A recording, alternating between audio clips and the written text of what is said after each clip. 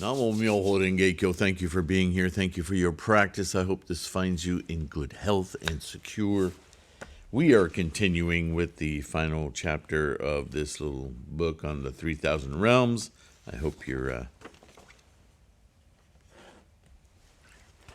enjoying it. Hope you're getting something out of it. In that regard, don't forget to like and subscribe. Not only to let me know, how the videos are going, but mostly because of the algorithms of YouTube. This grows the Sangha, right? So on number 2 here, we started with 1, viewing the inconceivable object, the idea, the concept, right? Number 2, correctly arousing the mind of enlightenment. What does that mean?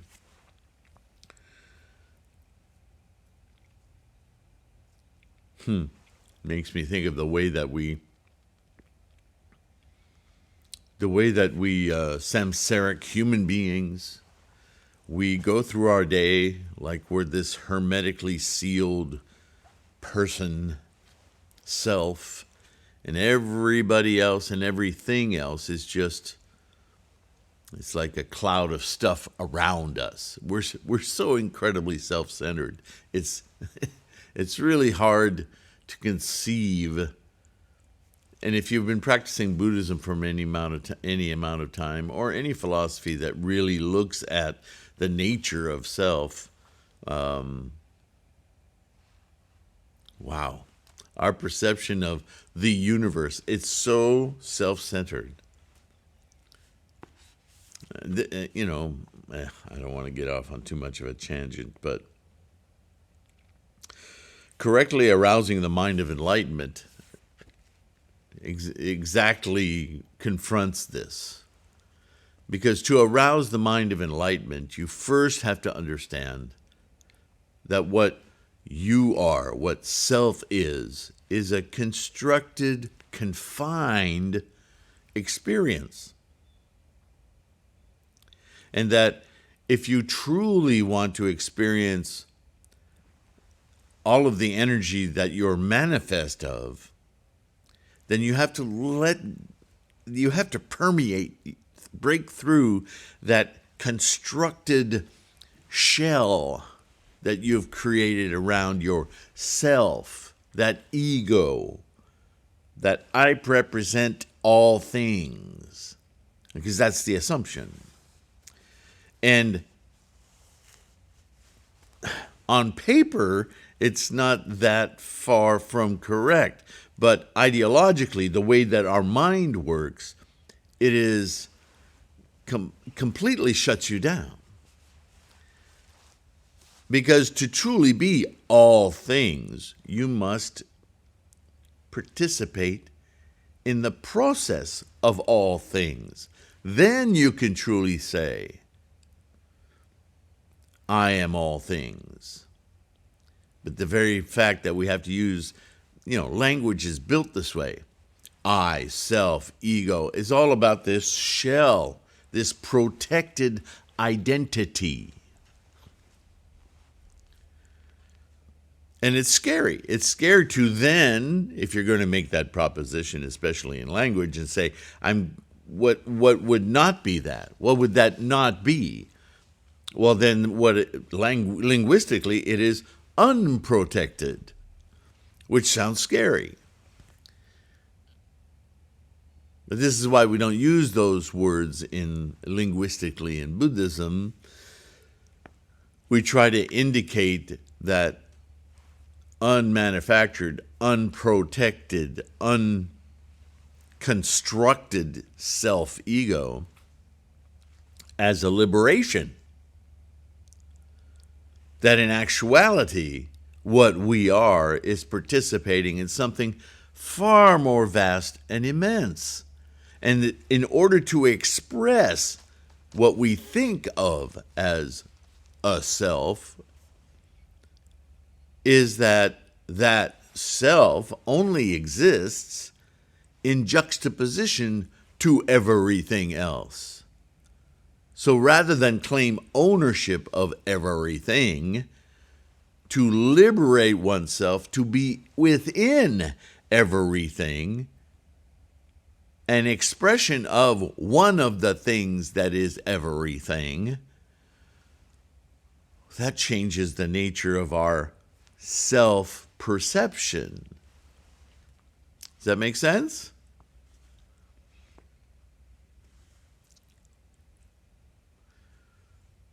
It's kind of like saying, imagine that you're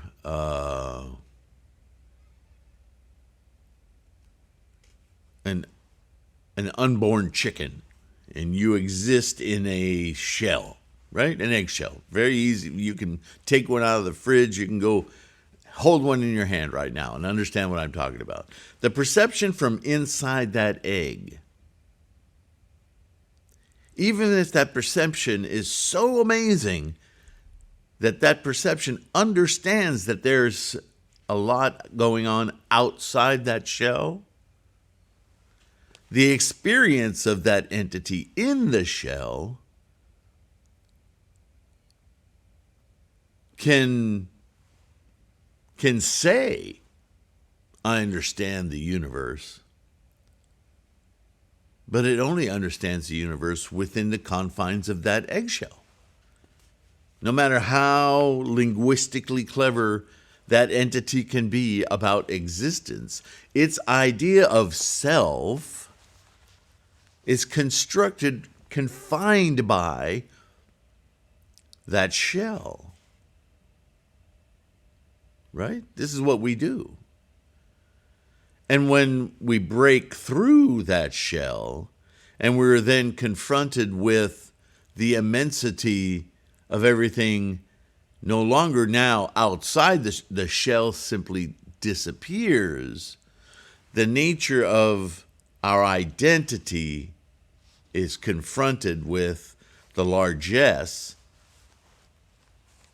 in juxtaposition of a much greater whole. Now, here's the rub, is that as samsaric beings, even though we get rid of the shell, mentally, we hang on to it. We still parameterize ourselves to say, I am a this. I act like this. I am, these are the things that I accept, that I don't accept. When you meet me, you will meet a this, a that, a this way, a that way. You constantly are identifying your shell. It's no accident that in our young years we talk about, busting through our shell. Yeah, very literally. Some never do. Some think they do, but don't. You just construct new shells. So how can we reach enlightenment if we're describing enlightenment from within a protected shell? Do you see where I'm going with this now? Because the nature of enlightenment, real Buddhist enlightenment, has no shell, just as the universe has no edge. So to fully experience life, we can say your life, my life, but we're just localizing life. Then we have to eschew shells. So to correctly arouse the mind of enlightenment is to prepare the mind to be shell-less. Let's see what he has to say.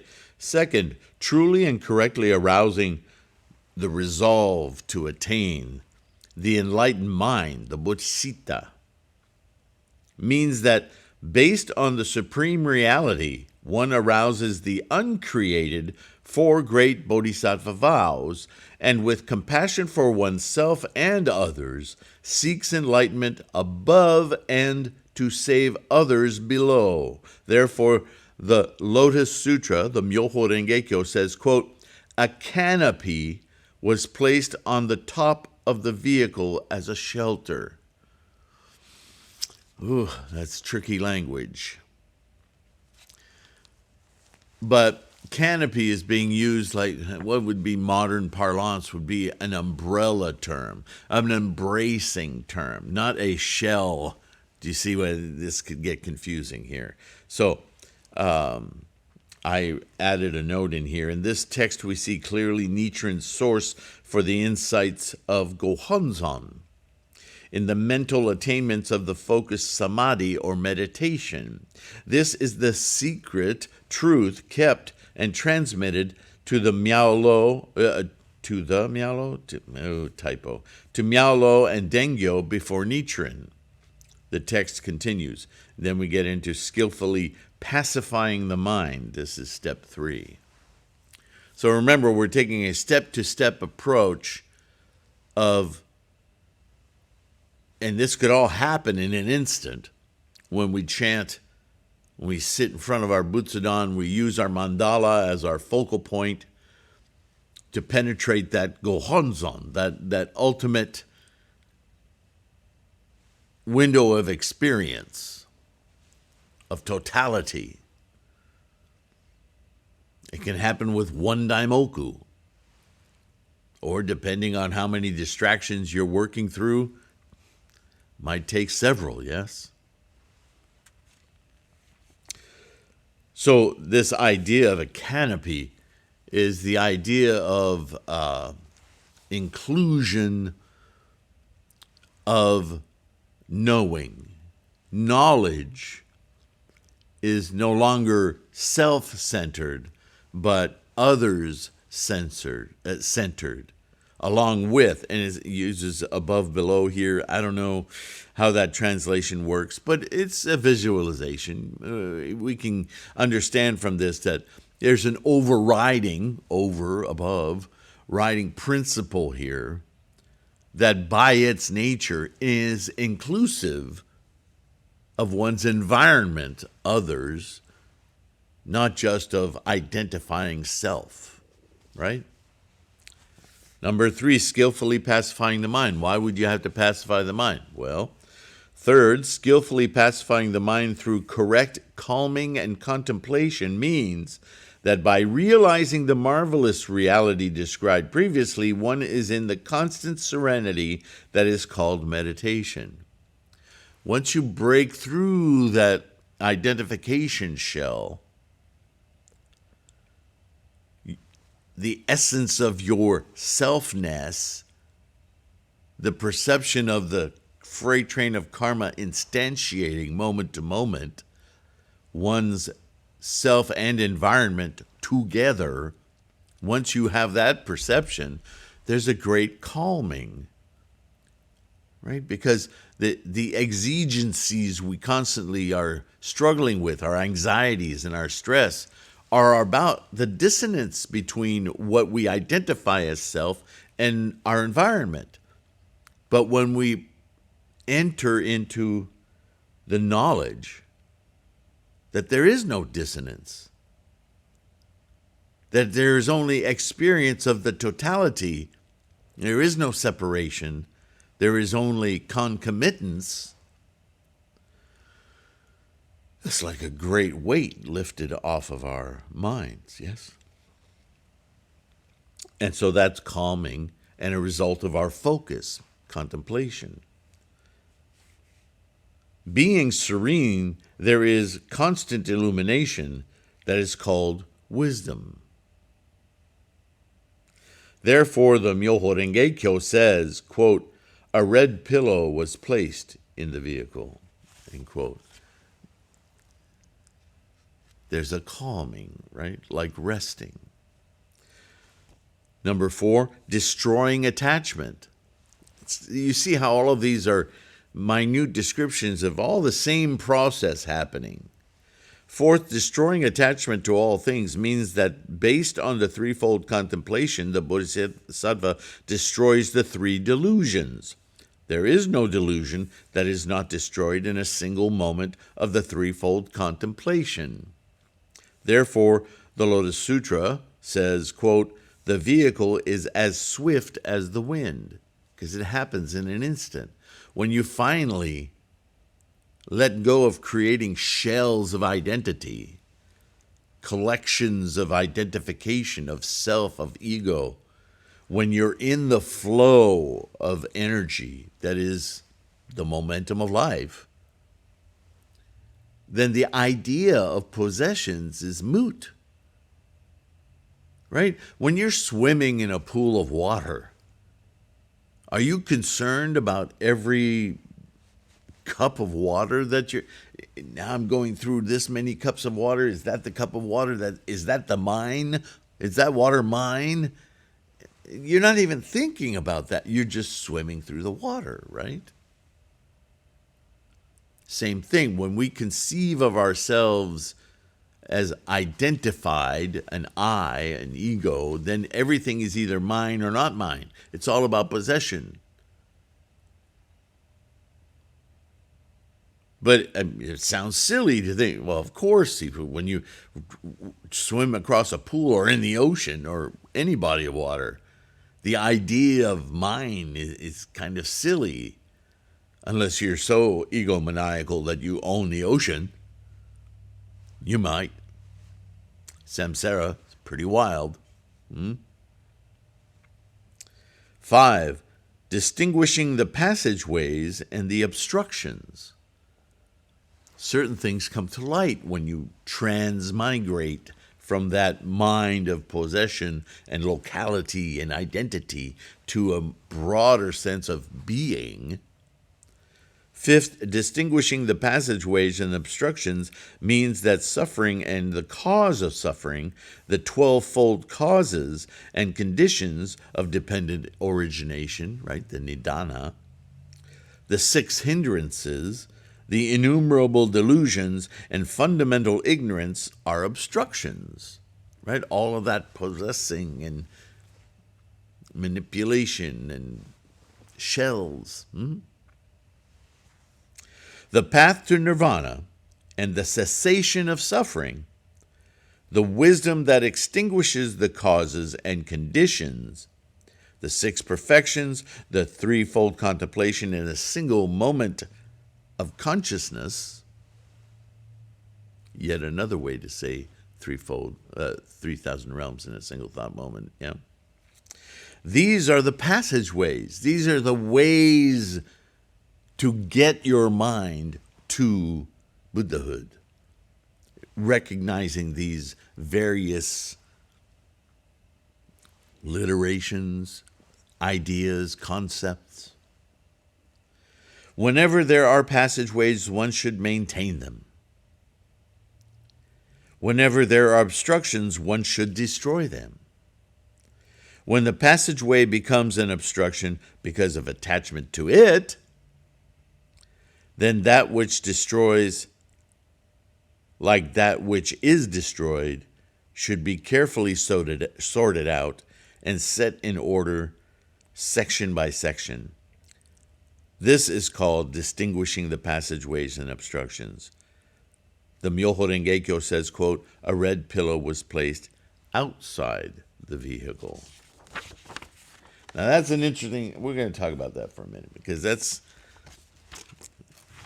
that could be confusing. I can remember thinking, there's a statement. I could remember thinking,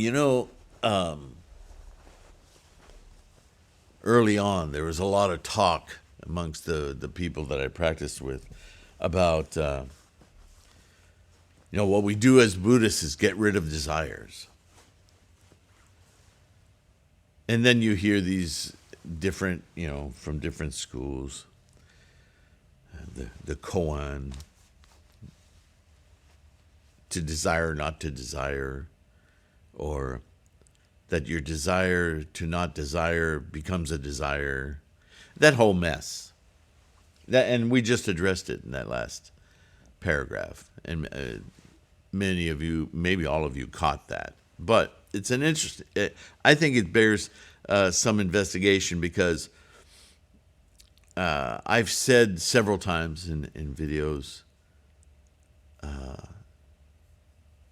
that, we practice every day. We do gongyo. We chant. And there's an inherent danger in the way that our samsaric mind works, that we become, in a way, addicted to, or how should I say this? We become passive participants in our own habits. I get out, the alarm clock went off, okay, and then brush my teeth and splash some water in my face. And before I get into my other rituals of whether it's shaving or doing my hair or makeup or whatever, I'm going to go chant for 15 minutes and race through gongyo. And, that's just what I do. Like getting the coffee maker going so I can have a cup of coffee in 10 minutes, It's just another thing that I do. Okay, I'm done. Okay, I'm done. Turn out the candles. Shut the butsu on. Okay, now I can go get dressed. And it becomes, I guess the word would be rote. And it's still an activity. It's a commitment. I don't want to negate it entirely. However, and Nichiren repeats this constantly in various ways, attitude and intent, attitude and intent, attitude and intent. I remember back in the 70s, maybe into the 80s, we'd write these little affirmations on pieces of paper and then tape them to the mirror in the bathroom or on the refrigerator in the kitchen, wherever we know we'd run into it. Remember that positive affirmation thing? It's almost like we need to do that with attitude and intent.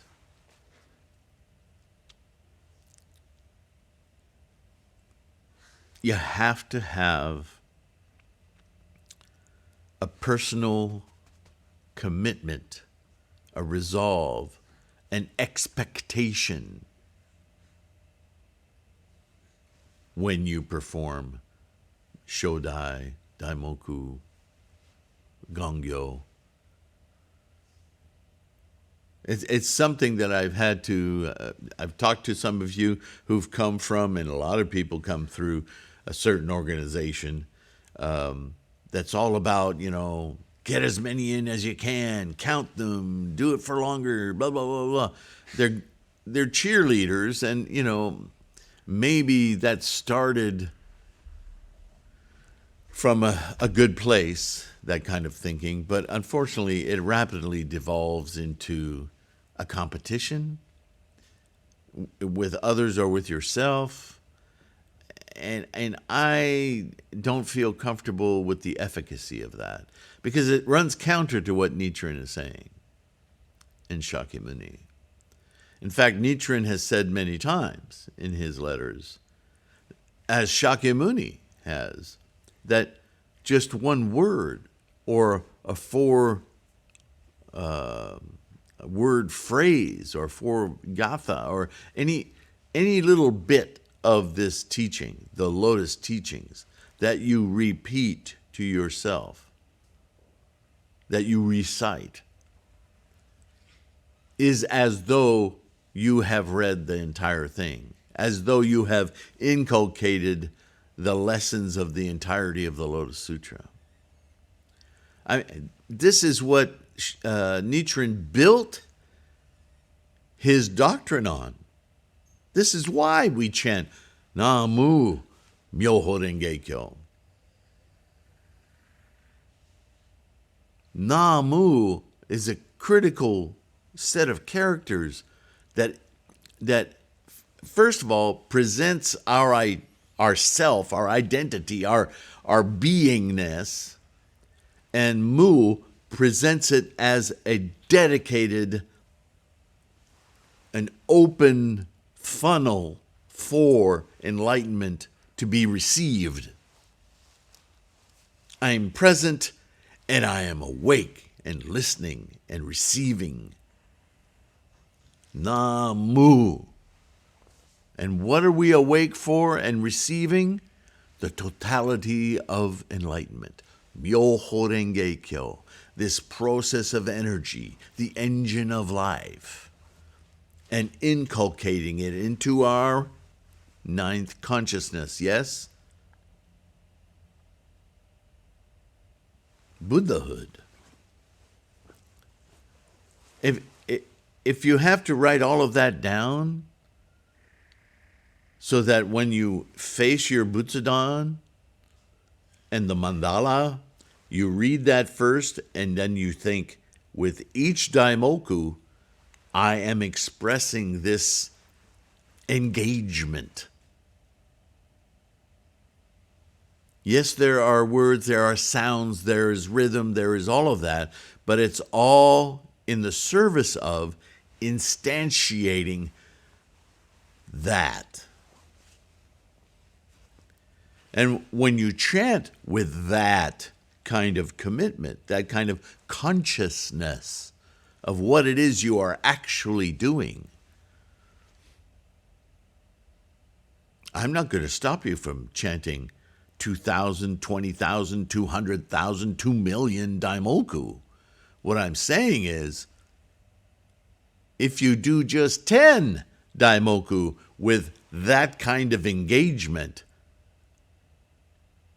you are reaching the totality of enlightenment. You are, what was the word?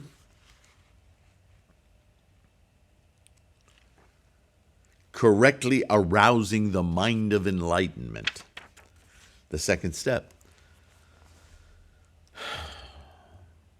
It's vital. It's absolutely critical that that is the way that you practice. This is the reason why when I'm asked, what should I be thinking, Sylvain? What should I be doing when I'm chanting? What should be going on in my mind? Just that. And I mean it. If you have to write down in whatever form a little letter or a paragraph to yourself before you start chanting, oh, should be my mindset. This is the way I should think about this.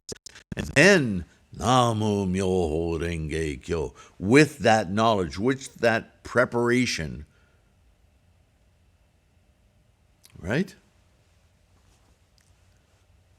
Then enlighten yourself.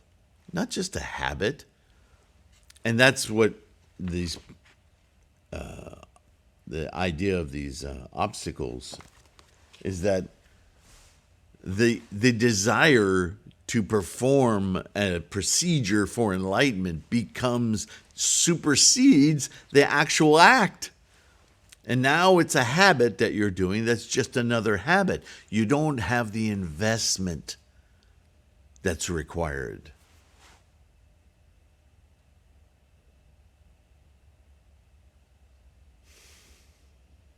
That investment, that commitment, that confidence, that resolve. We're constantly talking about this, yeah? It's critical. We'll go a little bit further. And maybe I got ahead of myself here. Number 6, interrogating. That's what I was doing.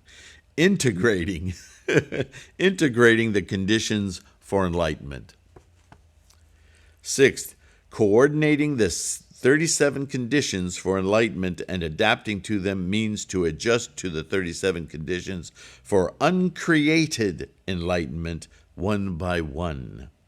And to enter into them, isn't that like entering a stream? When it is appropriate. The Lotus Sutra says, quote, there is a great white ox. The above 5 modes are for those of medium capacities.